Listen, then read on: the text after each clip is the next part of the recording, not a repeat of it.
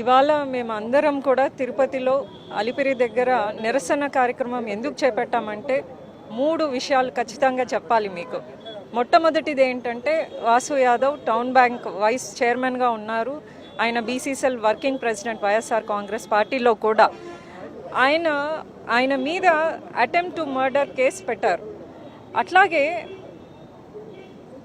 మీకు అందరికీ తెలిసినటువంటి విషయం, అక్కడ వాసు ప్రత్యక్షంగా జేబీ శ్రీనివాస్ గారి ఇంటి మీద దాడిలో కానీ పాల్గొనడం జరగలేదు. అక్కడెక్కడా కూడా సీసీటీవీ ఫుటేజ్లో కానీ మనకు వచ్చినటువంటి వీడియోల్లో కనపడలేదు. అలాగే అదే రోజు అక్కడ జరుగుతున్నటువంటి ఒక విషయంని కవర్ చేయడానికి వెళ్ళినటువంటి ఒక మీడియా ప్రతినిధి పైన, అలాగే తనకి సహాయం చేయడానికి వెళ్ళినటువంటి ఒక యువకుడి పైన జరిగినటువంటి దాడి ఎంత అమానుషంగా ఉందో మనం చూసాం. అంటే దాదాపుగా చావు దెబ్బలు కొట్టారు. అంటే తగలరాని చోట తగిలితే ఖచ్చితంగా వాళ్ళకి ఏమన్నా అవుతే వాళ్ళ కుటుంబాల పరిస్థితి ఏంటి? సో ఇక్కడ మేము ఒక వ్యక్తి మీద జరిగినటువంటి దాడికి నిరసనగా ఇవాళ ఇక్కడ పాల్గొనలేదు.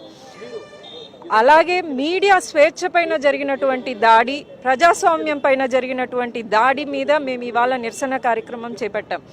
ఎందుకంటే మనం గమనించాలి, ఇప్పుడు విధి నిర్వహణలో ఉన్నటువంటి మీడియా ప్రతినిధి మీద దాడి చేయటం ఎంతవరకు సమంజసం? ఇది ప్రజాస్వామ్యమన్నా మనం అందరం ఆలోచించాలి.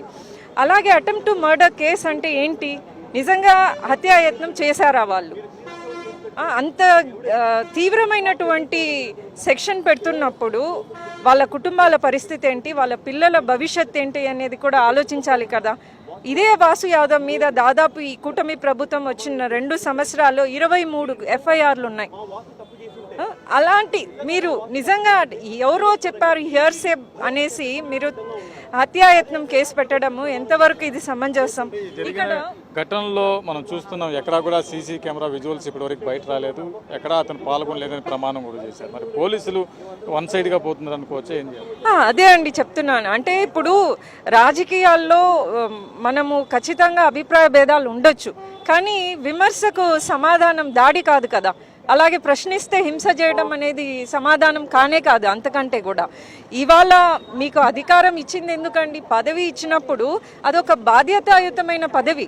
ఆ అధికారాన్ని మీరు మీ ప్రతీకార చర్యలకు ఉపయోగించుకోవటము, అలాగే కక్ష సాధింపు చర్యలకు ఉపయోగించుకోవటము, అట్లాగే మీ బలాన్ని ఉపయోగించుకొని ప్రత్యర్థుల మీద దాడి చేసి వాళ్ళని భయపెట్టాలనుకోవటం అనేది ఎంతకు సమర్థనీయమండి? అది సమర్థించేటువంటి విషయం కాదు. పోలీసులు కూడా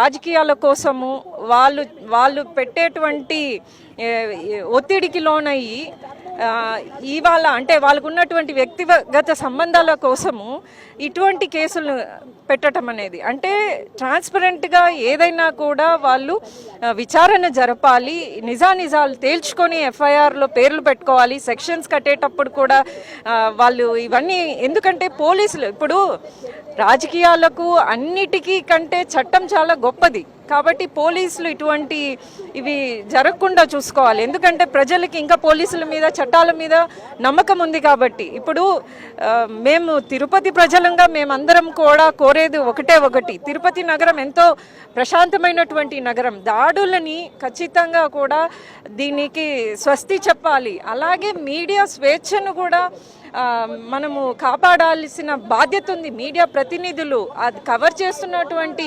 జర్నలిస్ట్ కానీ కెమెరామెన్స్ని కానీ గౌరవించాల్సిన బాధ్యత ఖచ్చితంగా ప్రజాప్రతినిధులకు ఉంటుంది. అట్లాగే రాబోయే కాలంలో కూడా ఈ దాడులు ఇటువంటివన్నీ కూడా ఖచ్చితంగా బాధ్యతాయుతంగా ఉన్నటువంటి పదవిలో ఉన్నటువంటి ఇన్ఛార్జ్ అయినటువంటి జేబీ శ్రీనివాస్ గారు వీటన్నిటికీ స్వస్తి చెప్పాలని మేమందరం కూడా ఇవాళ డిమాండ్ చేయడం జరుగుతుంది. చెప్పండి, అసలు మహిళా